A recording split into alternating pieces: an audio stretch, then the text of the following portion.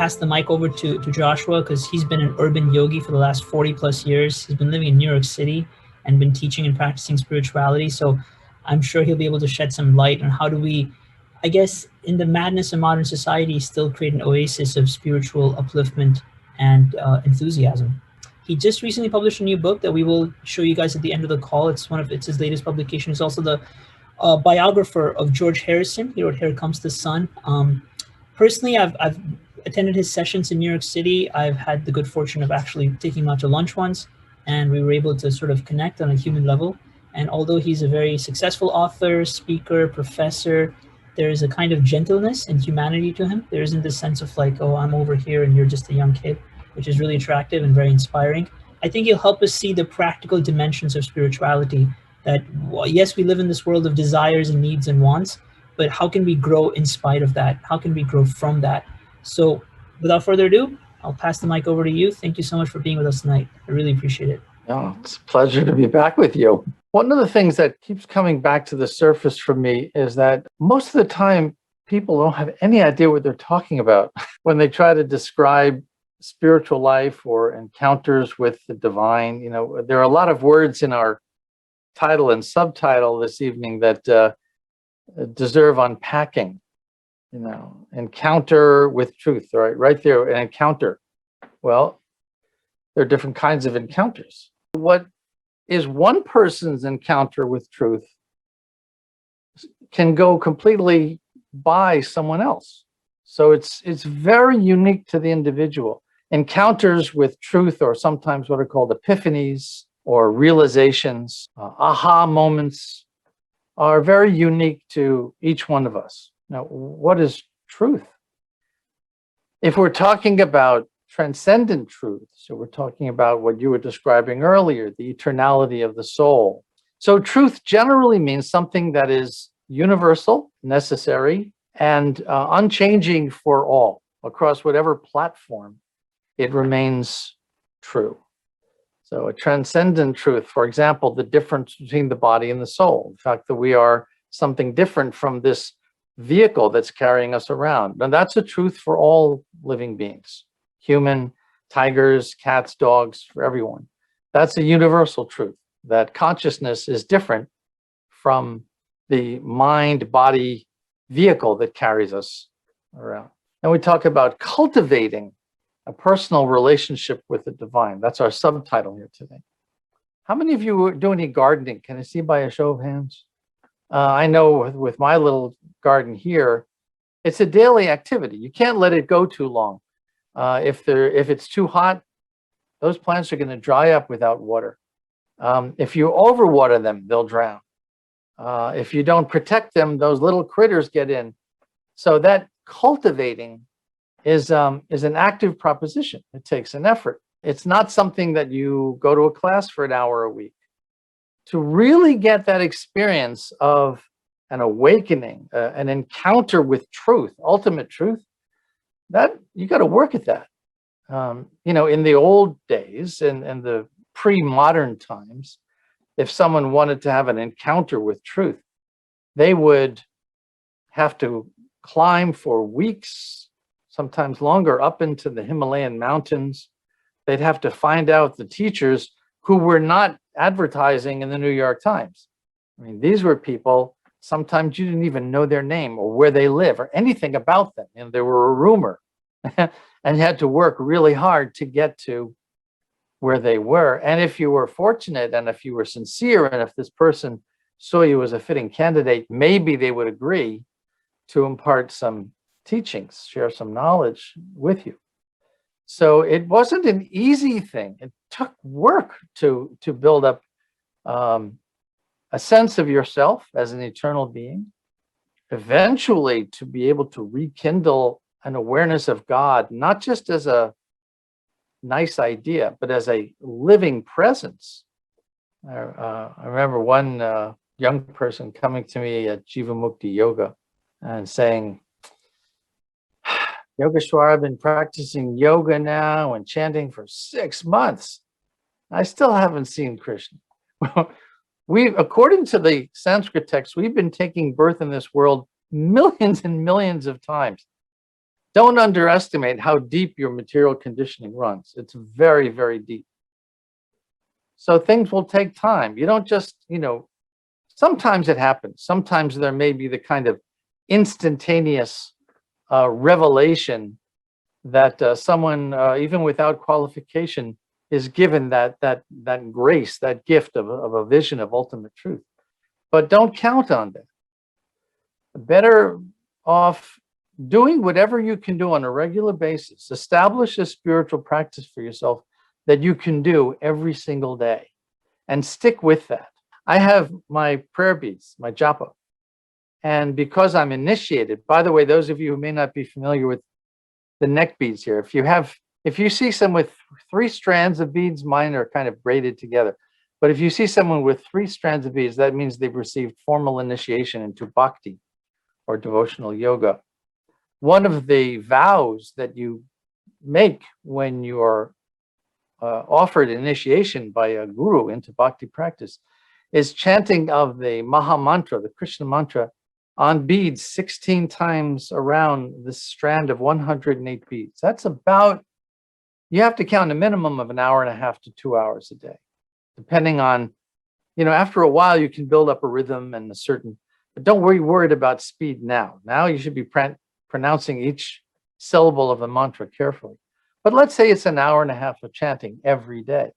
So there are vows that are required, very strictly following a vegetarian, preferably vegan diet, an ahimsa diet, a cruelty-free diet. Another prerequisite for initiation into bhakti practice is a vow to take no form of intoxication, not just drugs, no coffee or tea or anything that overstimulates the system. Now that's a little rough, and there's some discussion going on about coffee and tea, how strict that one has to be followed. But technically, I mean, if you follow the orthodox practice, initiation means agreeing to take no drugs, no cigarettes, stimulants of any kind, because you're looking to control the senses, to manage the impulse of the senses, and anything that will overstimulate them is not healthy. It's not helpful for achieving that kind of dispassionate place of viewing the world from a point of equilibrium. Samatvam yoga uchyate. The Bhagavad Gita says the yoga is meant for achieving sama, a place of equanimity. Well, you can't do that if you're kind of messing up your system with drugs and other kinds of chemicals that disrupt the metabolic process. And the other vow is no sex outside of your lifetime partnership. There can be sex in spiritual life, but it's meant to be a part of, let's say, a healthy, full-time committed relationship between 2 people who are growing together spiritually as well as materially. So that too is an important vow. So there are these behavioral guidelines, prerequisites to initiation, right? So if you see someone with 3 strands, that means they've received initiation. Usually 1 strand of beads means that they are preparing to present themselves for initiation. And if they've got 25 strands or more, it means they've been to India and they've collected a lot of souvenirs. So the next word here is personal. That's a critically important word. There are 2 basic schools of spiritual thought.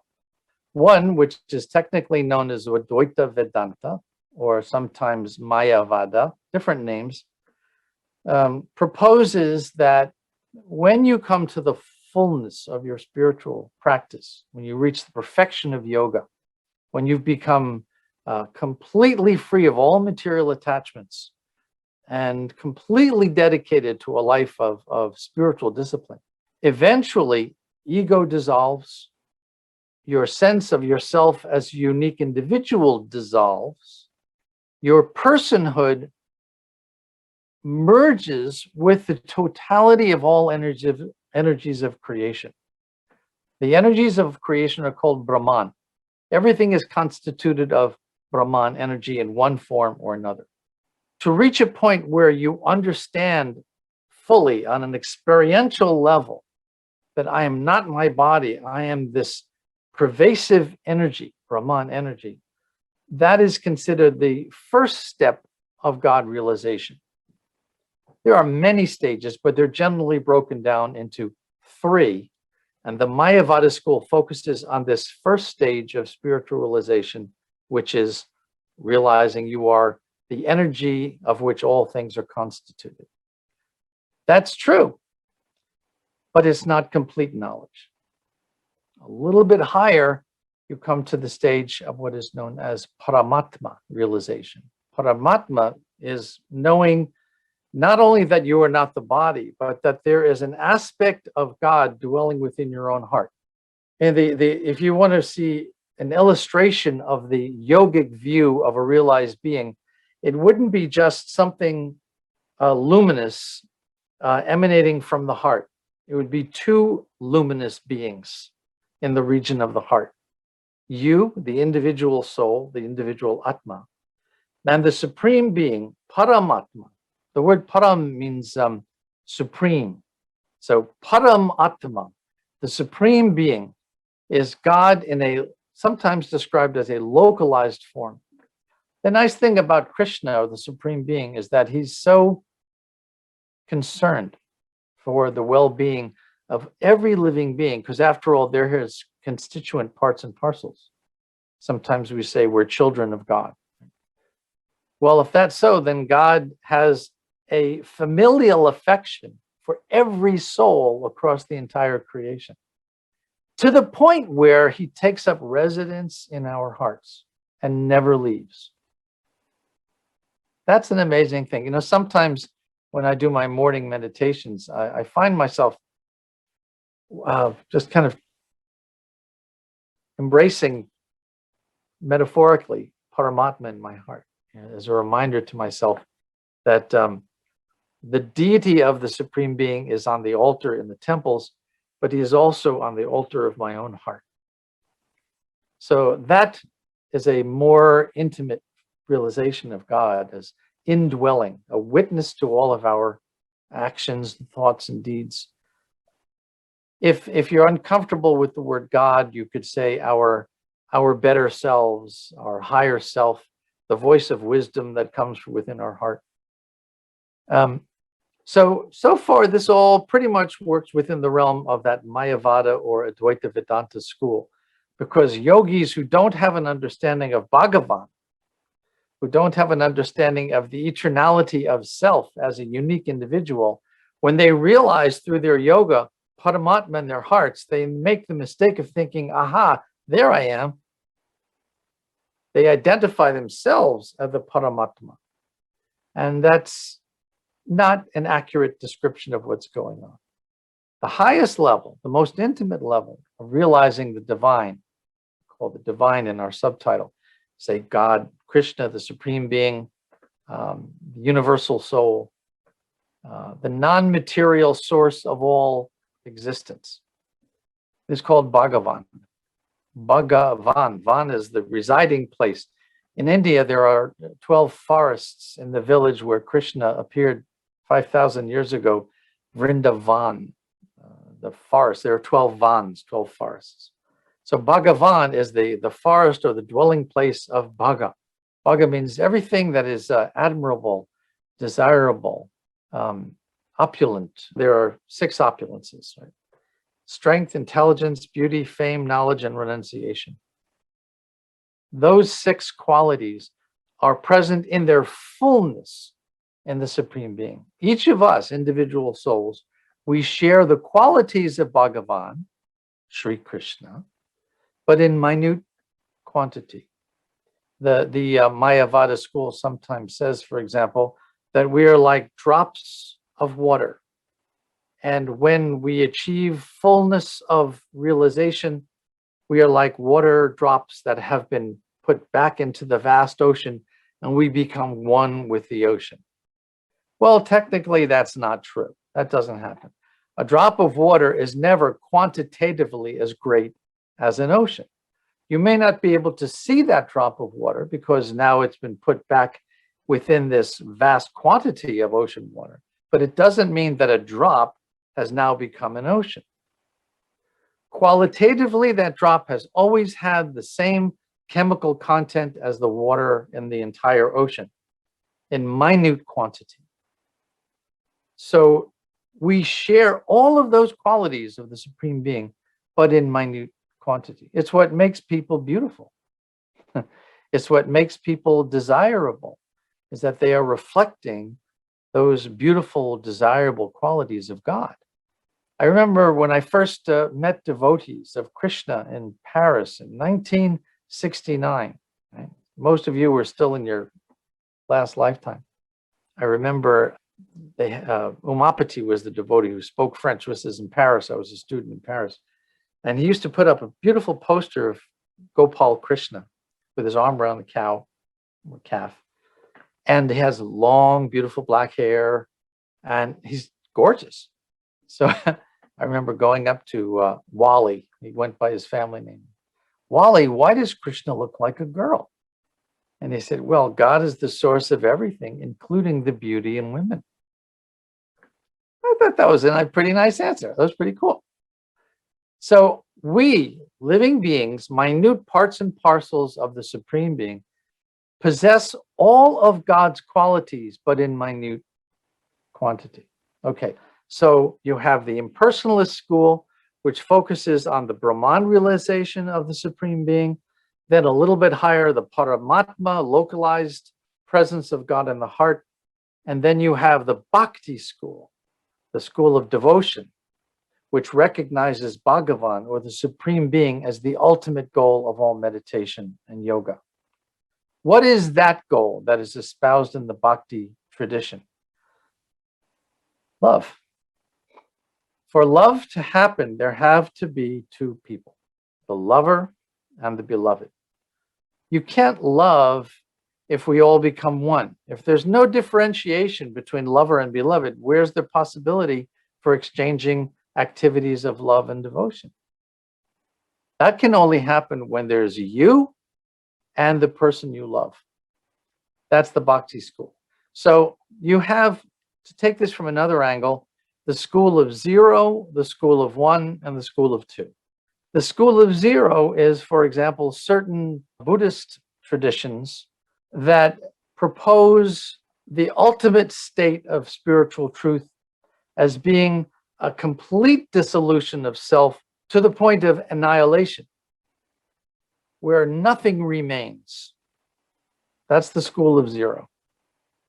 The school of one, Advaita Vedanta, Mayavada, is the school that says when you achieve the fullness of your yoga, when you achieve the perfection of your meditation, you become one with everything. You don't disappear, but you merge with the totality of everything, and you become Krishna, you become God. Once again. The school of two is the school of bhakti, where there's love, there's devotion, there's activity, and that's possible because the individual soul and the Supreme Soul remain unique, irreducible beings, so that that exchange can take place. Now, this all sounds very lovely, but usually I can kind of hear the thoughts going through the minds of a lot of people in classes where I try to describe these basic ideas of divinity. One of the thoughts that I hear going through people's minds is, well, that's all well and good because he's a believer. He accepts this stuff as having some substantive reality. I don't believe in God, so it's not really for me. As a matter of fact, I think the greatest compliment anyone ever gave me was the young woman who came up to me after a class at Jivamukti Yoga and said, you know, I really like your classes, but I'm an atheist. Should I stop coming? I said, yay, success. It's not required that you have some kind of a religious faith. What we're talking about here are schools of thought, ways of understanding truth, different angles of vision on the one creation that we all share. It's the exact same purpose that science has, for example. Science also looks to unravel the mystery of the universe. That's what yoga is all about. That's what meditation is all about. First, to come to know ourselves. And once we've understood ourselves, to understand our relationship with the universe, with the supreme being, if there is such a supreme being, and the relationship we have with all other beings around us. Can I ask a quick question just on this Yes, topic? please It's go right like ahead. burning in You my bet. mind. And I really, maybe somebody else would find this useful as well. The question that's really raging in my mind as you were explaining these three categorizations of the divine is, how did you, or how does anyone in general, come to identify which relationship with the divine is most optimum for them as an individual? Because it's, Yeah. I would compare it a bit to, like, finding a person to spend the rest of your life with, right? There's so many options and so many good qualities in different people, and what is it that decides why two people come together and decide to commit to one another? It's a very personal thing, right? Spirituality also, we're no longer living in an age where you have to follow the religion of your parents as people had to 100 years ago, right? We have the choice, the option to find something new, to experience something different from the culture or tradition we were born in. So how does any individual really find out what is the optimum relationship with the divine that is right for their heart, for their soul?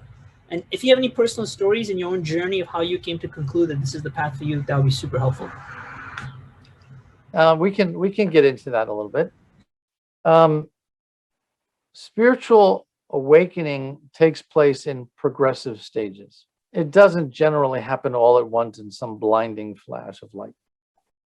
It's something that begins with usually meeting someone else who kind of turns you on to the idea that there's some other dimension of reality that we're not learning about in school, that our parents probably didn't teach us about.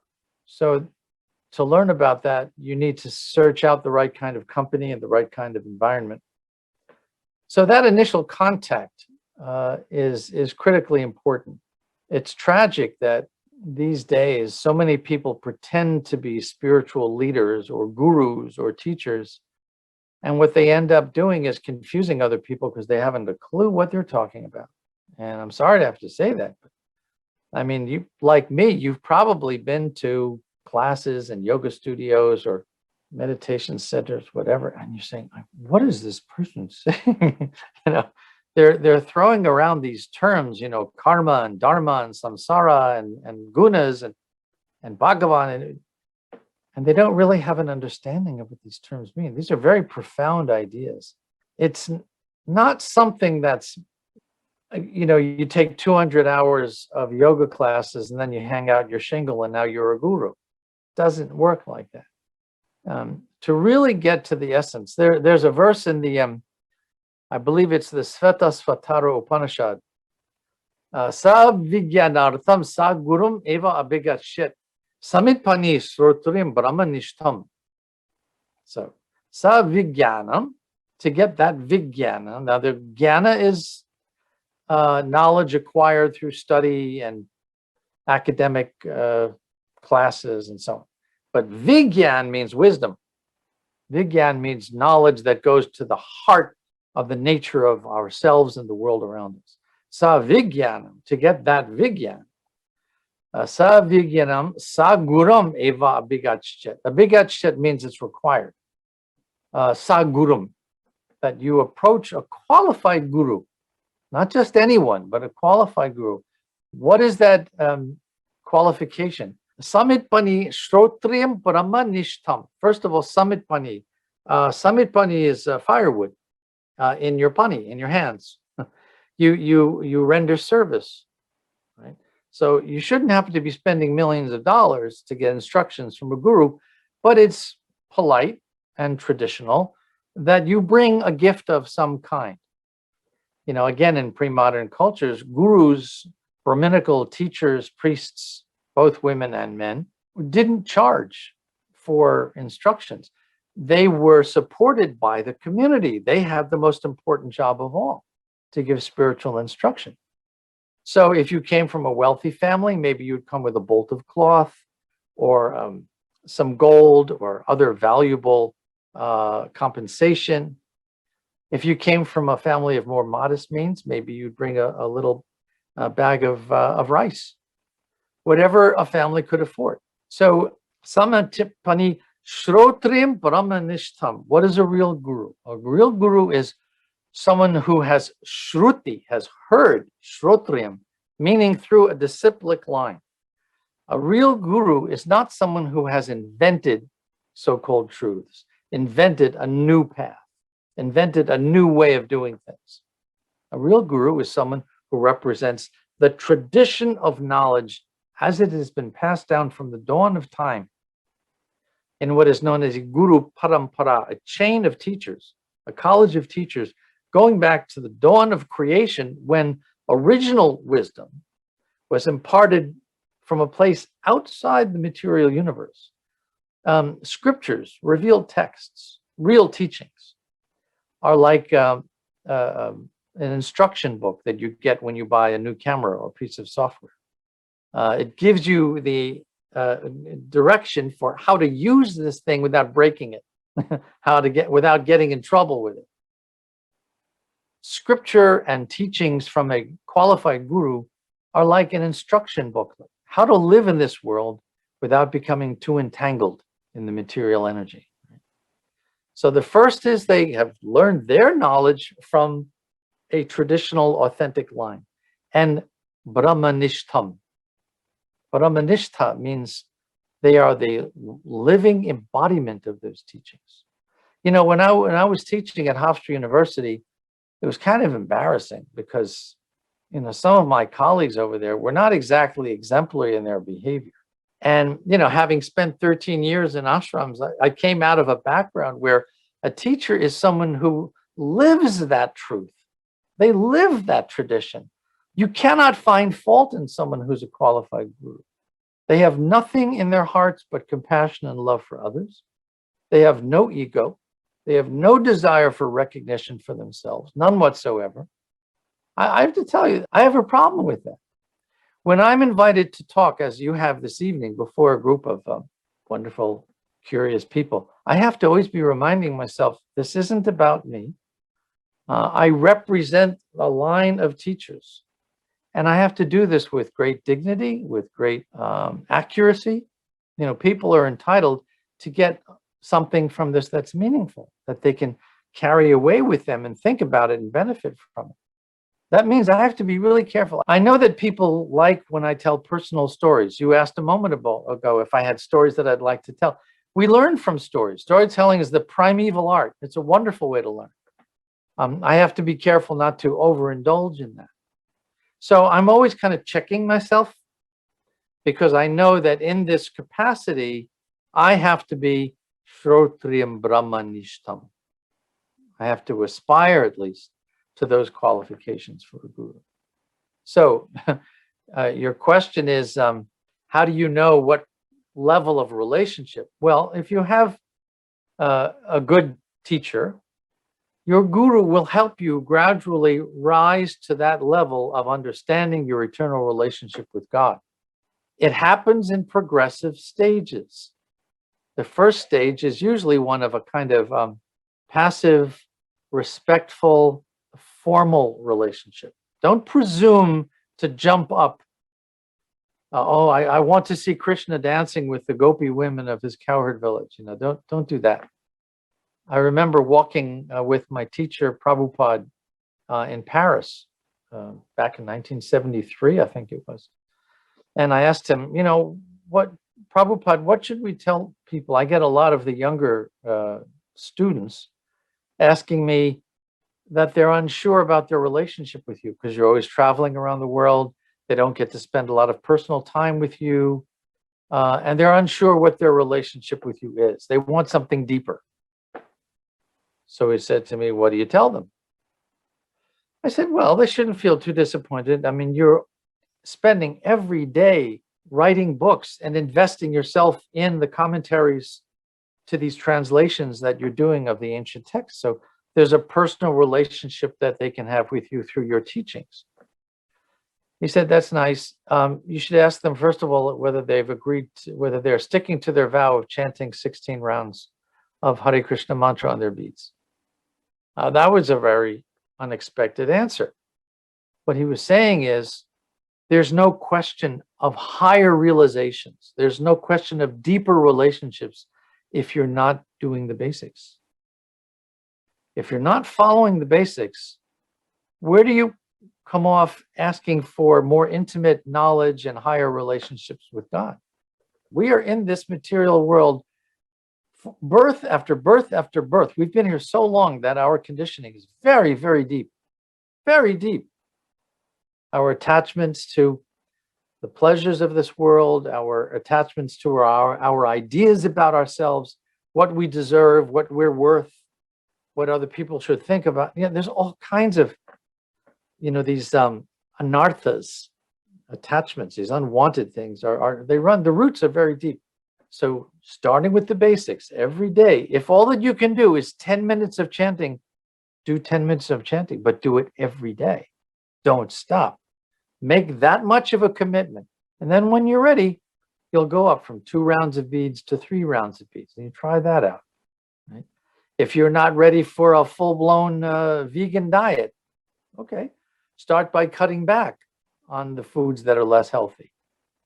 Do what you can in a way that you can maintain that always. That's critically important. And generally, you shouldn't have to worry about those higher levels of realization. They will be revealed to you at the right time. If you are sincere and you're doing the basics, rest assured, those higher stages of revelation will occur.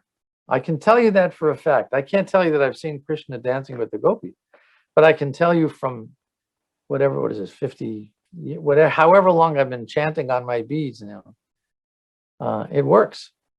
And you will experience, Prabhupada gives a simple example. He says, when you're eating a wonderful feast, nobody has to tell you when you're full. You know when you're full. It happens like that. It's a very encouraging answer. Thank you so much, Yogesvara Prabhu. For those of many of you not familiar with who he's referring to, he keeps referring to someone called Prabhupada. That is actually his spiritual preceptor, the individual who introduced bhakti to the Western world in the 1960s, and opened many centers and communities for spreading bhakti yoga in the Western world. So that's who he's referring to. For those of you who might be confused by some of those words or references that he might be referring to. Thank you for that. Of course. Did you have anything else you wanted to add to finish the earlier point you were making, or should I? There's 2 questions on the chat. Oh, let's go straight to the questions. Okay, great. Here's a question here from Edwin, who says, as per the Gita standards of the enlightened being, did you see those traits in your teacher, Prabhupada, when you were his pupil, or something deeper? Do you think he was afraid when he died? So Edwin is asking a very personal question. If he, our speaker tonight, saw those traits of an enlightened being in his teacher, because remember, a lot of the discussion tonight was about finding a qualified teacher, somebody who actually represents the tradition in a pure way, without ego, with transparency, really. So Edwin's asking if you, Joshua, viewed those qualities in your teacher, and do you think he was afraid when he died? Let me answer the second question first. No. Someone who has established the kind of love for God that Prabhupada had isn't afraid of anything, whether they're serving Krishna and engaging in bhakti in this body, in this world, at this time, or whether it's after leaving this body, leaving this lifetime in some other place, in some other universe. It's all the same to them, because he just loved Krishna, and he was happy to serve Krishna under any circumstances. Death was, as he himself described, merely a change of clothing. This is a verse from the 2nd chapter of the Bhagavad Gita that describes, as an embodied soul gives up old and used and frayed garments and takes on new, fresh, clean ones, so at the time of death, the self-realized soul leaves the physical body that can no longer maintain consciousness and moves on to another state. And the self-realized soul is not bewildered by such a change. Death is not bewildering for someone who has understood their eternal self, because that eternal self does not depend on this particular body. Leaving aside the body is a formality. They're already awakened to their eternal identity and their relationship with God. Now, so far as recognizing him, from the first moment I met him, really, I didn't recognize who he was or what he was when I first saw a photo of him. He was in a formal posture, in the half lotus with his hands in his bead bag, and he's looking at the camera in a very kind of sober way. And the young disciple who showed me this photo was one of his first students. And I asked, hey, why does he look so sad?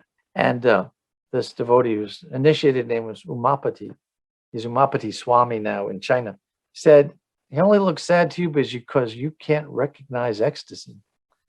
I thought that was so cool. That was such a good answer. Ecstasy is the feeling of certitude that I am Krishna's and Krishna is mine and nothing can change that. And it's such a sense of security. It's such a sense of comfort, of solace. There's no calamity so great that this world can throw at you that it can put a dent in your feeling of joy, knowing that I am Krishna's and he is mine. So the first time I met him, so I didn't recognize it from the photograph, but the first time I met him was when he came to Paris. I was a student in Paris. And he had had a long flight from Moscow. And he was resting on the other side of this door to a conference room in the Air India Airlines office in the middle of Paris. And I had never met him before. I mean, I had received initiation, but it was through the mail. So I'm sitting there anticipating being with my eternal teacher for the first time in this life. And the door opens and his secretary pokes his head out and sees me sitting there and turns back and says, should I let him in, Prabhupada? I came into the room, threw myself at his feet and sat up, and I'm looking at him. So I'm down here because he's sitting on the bench, right? And I'm sitting on the floor. Got tears streaming down my cheeks. I'm like, whoo, I was bawling like a baby and looking up and felt like I was home. I was home. And he never disappointed me. The one thing, if you want to know whether you've actually found your teacher, you will know because you will have the sentiment, the sensation that I don't know how I know this, but I know this person would never do anything to hurt me. This person will never hurt me. That sense of confidence, of security, of earning my trust so quickly. That was an encounter. There's an encounter for you. By the way, that may not be the same for everybody. You can meet your guru, your teacher, and it doesn't have to be quite that, dramatic. Go ahead, Daniel. Ew, so beautiful story, by the way, and a Thanks, beautiful Daniel. talk. My question was, so since receiving the instruction and finding the teacher and having been able to kind of like internalize the teachings, like how do you stay in that place of equanimity? All right, it's the right question, but I think there's more to it than you can even imagine. Because first of all, you shouldn't try to do that. You shouldn't try to live in a state of equanimity all the time. A certain kind of equanimity you should carry with you always, meaning never overly elated, in success. Oh, I got this thing finally. Never overly depressed if you lose something or if something very tragic happens. You should grieve, of course, you should feel. Yogis are not emotionless creatures. In fact, yogis are the ones who have the real emotions, because everything is they see the hand of Krishna working there. So that's the first thing, is be careful about trying to strive for some elusive 24/7 kind of blissed out state. That's not necessarily healthy. The second thing you should understand about higher levels of spiritual realization is that sometimes they're very painful. That's the one thing about ecstasy nobody ever tells you, is how painful it can be. Why? For a number of reasons. First of all, it's a state of knowing utterly, without any hesitation, in the very deepest heart of your being, that people are not their bodies. And sometime we're going to be separated. There's going to come a time when you're not going to be around anymore, and I'm going to miss you. I'm going to miss your company. That's a real thing. You know, just because philosophically you know that someone's not their body doesn't mean that you don't feel the loss when they die or if something bad happens to them. In fact, the more spiritually evolved you are, the deeper those feelings become. Now you have a real reason for feeling compassion, for feeling empathy for someone else, because you know they're an eternal soul just like you're an eternal soul. And they're struggling in this lifetime just like you're struggling in this lifetime. And you begin to feel the struggle that they're going through, and you know what that feels like. So it's not, you know, some blissed out place. The other reason that sometimes ecstasy can be very painful is that you begin to sense the separation from God so intensely that you can't help but weep. That's actually considered a higher spiritual level than being in God's personal company. When you achieve a state of knowing I am with God, well, good for you. That's great. When you achieve a state of saying, you know what, I don't want to be here. I want to go out and do something. I want to go do some service. I'd like other people to understand what I've been gifted. And that means moving away from that presence, that physical presence. And now what you have is the sense of anticipation. At any moment, I can be reunited with my beloved Krishna. That sense of anticipation is considered a higher ecstasy than being in the presence of Krishna. So, I mean, these are kind of the postgraduate stuff, but there's no harm talking about it. As one of my teachers used to say, a little peekaboo every now and again into what's the coming attractions, right? When you go to the movies, you see the coming attractions. Little peekaboo, I like that. Anybody else? Anybody else have a comment, reflection, or a question on our discussion tonight? Kelsey, you're up. I just wanted to say thank you. I'm getting choked up. I don't know why. But why is this happening? I had attended when you spoke. I think it was actually this time last year. And you were so cool, first of all. You're like a really cool human. So thank you for coming and speaking in our group. But something that kind of hit for me tonight, and it sounds so silly, is you were speaking about how Prabhupada had said that, like, why are people even questioning like how to get a deeper relationship when they're not doing the work?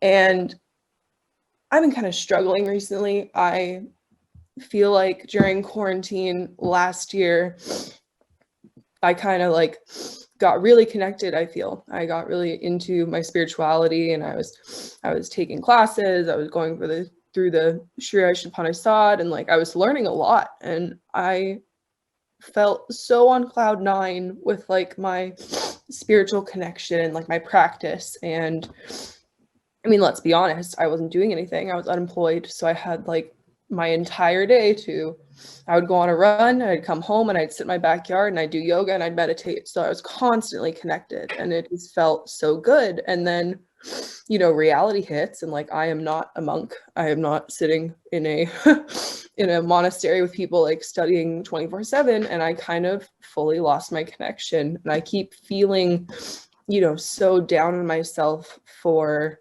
having lost it and like not keeping up with my practice. And yet here I am, like not necessarily doing the work anymore. Like I've not meditated in months, and I haven't you know, been journaling. I haven't been reading any like spiritual books, or I only recently just started coming back to like Thoughtful Thursdays. So that just really hit me hard tonight. It was like, well, yeah, I can't even question like why I'm not having the same beautiful, you know, touching experiences and feelings of the closest thing that I could describe as God, because I'm not doing the work yet. And I don't know, what's your advice for people who, because I can't be the only one. I mean, people are going back to work now. We're getting back into like our normal lives, and like there has to be other people who are going through this as well. And like, what's your advice to try to get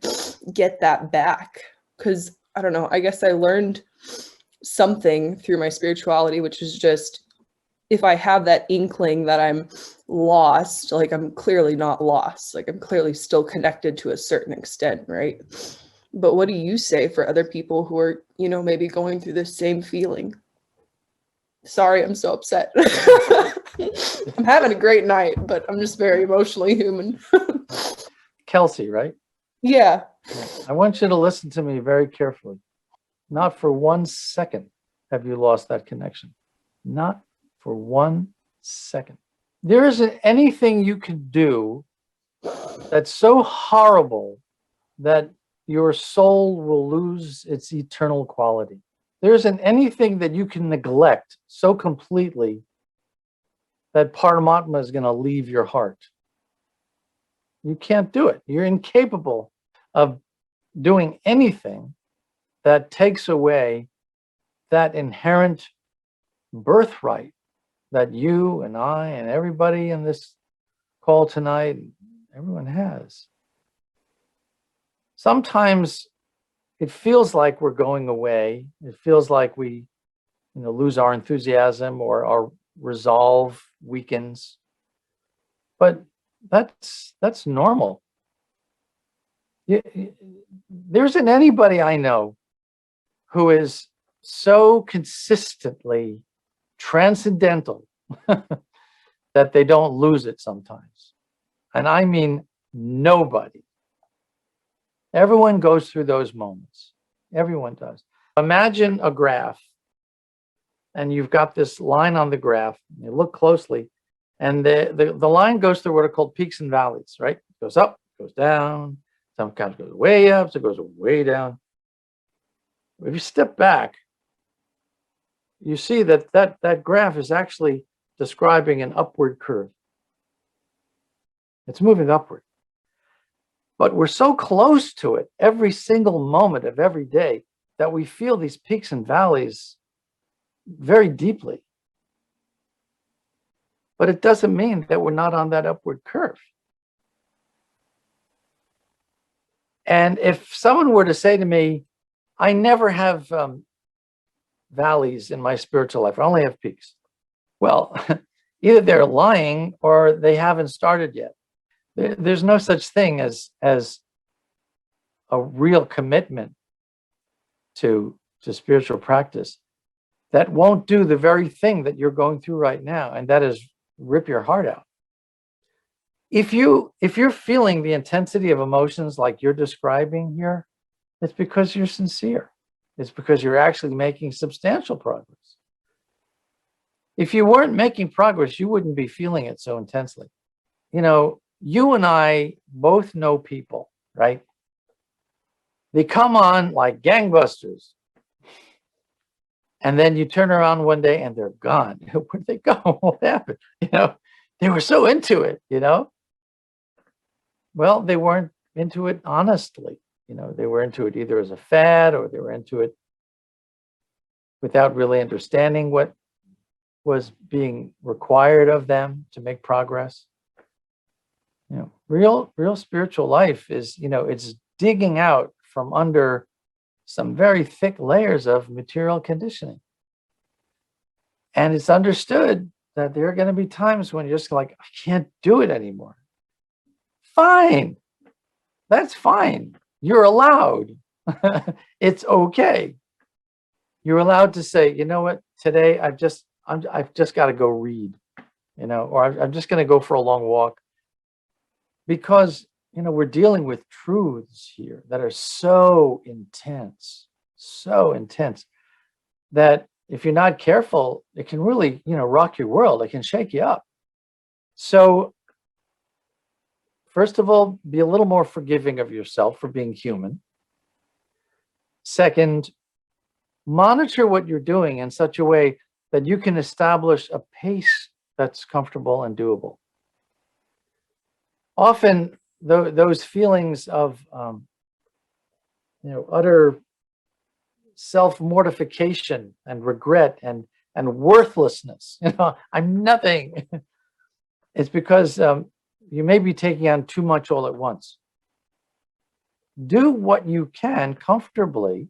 Now, when I say comfortably, I don't mean, kick back and do it with no effort. Comfortable means a comfortable level of stress. You always want to push yourself a little bit, but it shouldn't be to the point where you have breakdowns. That's not necessary. When that happens, it's because you're sincere and because you're taking it seriously, and that's to your credit. Now you can go a little bit easier on yourself.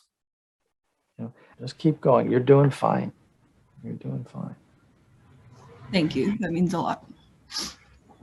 I just one small reflection based on what you said that I want to share with you, which is that in my own spiritual practice, what I've noticed, because I've also gone through so many of those peaks and valley moments, is the amazing thing about Krishna is, unlike human beings, he is always willing to reciprocate, which is really cool, because I feel like we as humans have experience of human relationships where, like, if we ignore a friend for too long, then if we try to get back in touch, they give us that cold shoulder a little bit, like, where were you when I needed you kind of thing, and now you want to come back into my life.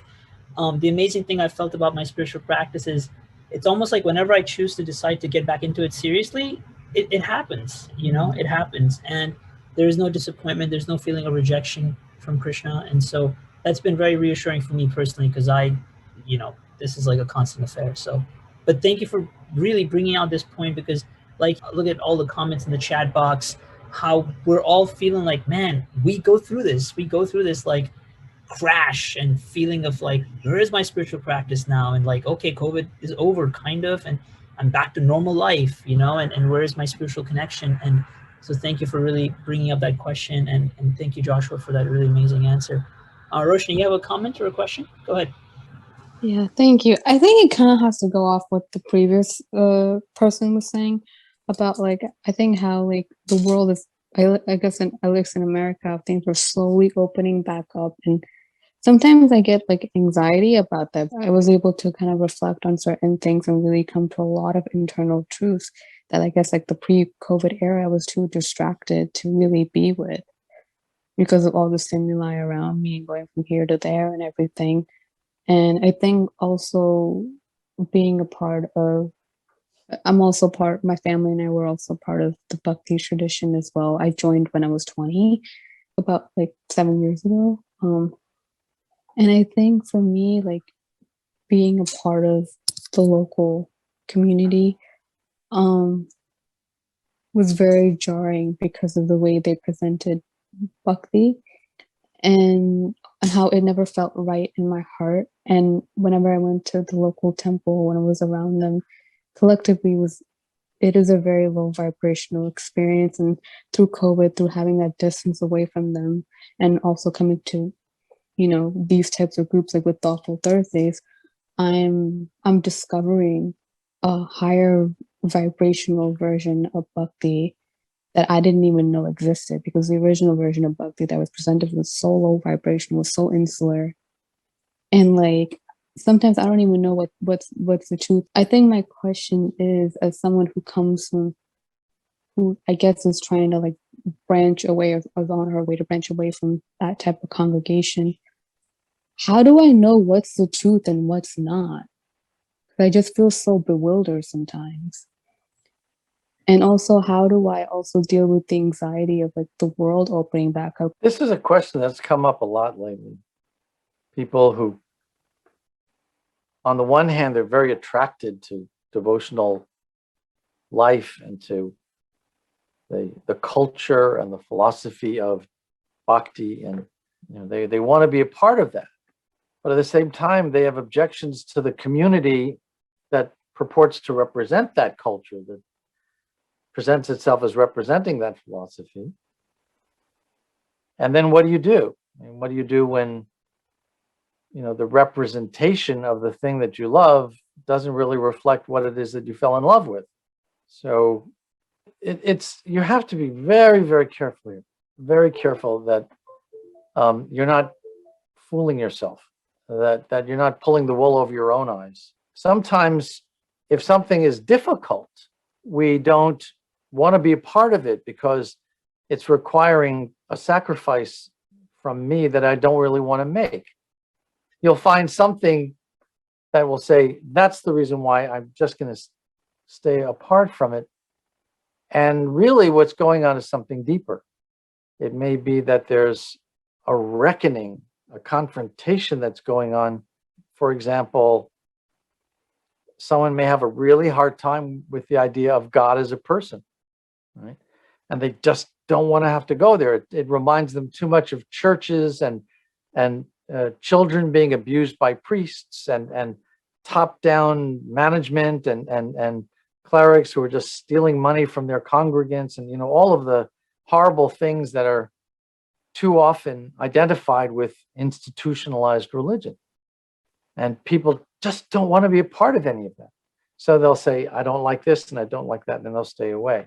Okay, it doesn't mean you have to be a part of it, but at least be honest about why you're distancing yourself. The other thing is, and again, I get into trouble sometimes for saying this, but I don't believe I've ever read anywhere that in order to progress spiritually, you have to be a member of a church. I've read that it's helpful to keep good company, that it's good to get together for group chanting and to celebrate festivals and for classes and so on. That I've read. I've never read anywhere where it says you have to be a member of a church congregation in order to progress spiritually. And if someone's not comfortable with their particular community, put yourself in an environment where you can proceed with your spiritual practices in the company of the kind of people you feel good about, who are your contemporaries, your peers. You can share realizations with them. Being able to having a friend in spiritual life is a big step up. And that's not everybody. There's no injunction that says you have to be friends with everybody. And then eventually, when you're feeling strong enough, maybe you'll find that you can go back inside that community and become one of the people who helps bring things to a different level. But you don't want to do that prematurely. I was also thinking sometimes when there's incompatibility with persons or groups, we don't realize that in their ecosystem, for some people, these are very reasonable human beings and they're doing exactly what they're supposed to be doing and people are very happy with what they're doing. But from our perspective, there's this like, what is this? And this doesn't make any sense to me. That's but right. Be very, very careful. Don't judge it. Don't judge things prematurely. There's a risk of being offensive. And that's the last thing you want to do. You may look at someone who's on a different spiritual path from yours. Well, okay, it's not your way of doing things, but be very careful before you condemn them or criticize them. Now, obviously, if they're doing something illegal, they should stop. If they're doing something wrong, if they're hurting people, you have an obligation to intercede and see that that gets changed. But don't judge people because their way is not your way. Thank you all really for these very honest reflections and the questions you've posed. Another important aspect of a daily spiritual practice is to rise early. And so with that, I must it's scandalously late, especially for those of us in the East Coast. And so we should call it a night. It's been an amazing discussion, wonderful presentation. Joshua, we would love to have you back in a couple of weeks whenever your schedule facilitates it. A few quick announcements. For those of you who want to sort of follow up with him and kind of see what he does and joys of city living, right? Those of you who want to sort of follow what he's doing and kind of keep track of his presentations, his talks, his wisdom. I'm going to share my screen for a moment here real quick and show you a couple of things. So this is his website. It's called gitawisdom.org, teachings for the modern day yogi. It's regularly updated, actually. Look right here. It says Encounters with Truth, Thoughtful Thursday. So it's regularly updated. There's links to his articles, podcasts, upcoming events, things of that sort. He's also an author. He's written some really amazing books for those of you who are interested. There is, of course, the biography of George Harrison. Here Comes the Sun. He's also the biographer of Prabhupada, his own spiritual teacher, which is also available on Amazon. It's called Swami in a Strange Land, How Krishna Came to the West. A beautiful read. I read it literally in 3 days. It was so good. It was like drugs. And then I gave it to my brother, who read it in less time than me because he loved it even more. So an incredibly well-written book about the biography of literally a modern-day saint, somebody who came to America with absolutely hardly much in terms of material opulence, right? Prabhupada came to America with a few rupees, not even dollars, people, a few rupees, which were worth even less in the 60s, and a trunk full of spiritual texts. And with that, at the age of 65, having never left India, started a worldwide spiritual movement with over 100 centers and thousands of students. So really an incredible human being. This is his biography, Swami in a Strange Land. And this is his latest book, right here. It's called Unstoppable. It's the story of an actual survivor of the Holocaust, how he became a billionaire in America. Very inspiring, true story of someone who really went down, and he was down on his knees, and it seemed like materially everything was sort of taken away from him, but then he rose back up. A very wonderful metaphor for the journey of the soul in one sense, right? We're often pushed down to our knees, and then we have to rise back up by the power of good association, power of good ideas. So a very inspiring book. So yeah, that's it for tonight. Let me stop sharing my screen. If you all don't mind, whoever's comfortable, just turn on your camera 1 second so we can see your beautiful faces, and we can just say good night to each other and goodbye to each other in a very personal way. If you don't mind, if you're comfortable with that, we can just wave goodnight to each other, see each other off, and we'll see you all again next week, Thursday night at 6 p.m. Central. Take care. Bye, everybody. Thank you for your Hi, hospitality. thank you. Bye-bye.